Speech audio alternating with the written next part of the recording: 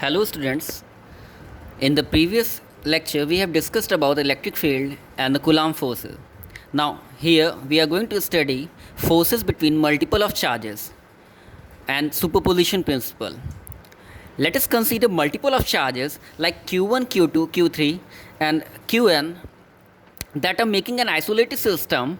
Let these charges are separated by small r1 2, r1 2 3, r3 4 and so on r in distance from one another. Now, according to law of Coulomb's, attraction force between charge q1 and q2 is given by F12 is equal to 1 upon 4 pi epsilon naught q1 q2 upon r12 square. This can be represented like equation 1. Moving further, similarly we can write for the force between q2 and q3 charge, that is given like F23 1 upon 4 pi epsilon naught q2 q3 upon r23 square.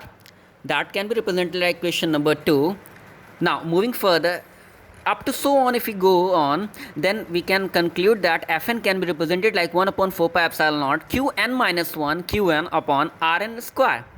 Thus the total charge, the total force of attraction is given like F is equal to F12 plus F23 and so on up to Fn. Now 1 upon 4 pi epsilon naught can be taken as common. Now we are just combining all these equations together. Now we are getting that F is equal to 1 upon 4 pi epsilon naught Q12 upon R12 square plus Q23 upon R23 square plus and so on plus Qn minus 1 Qn upon Rn square.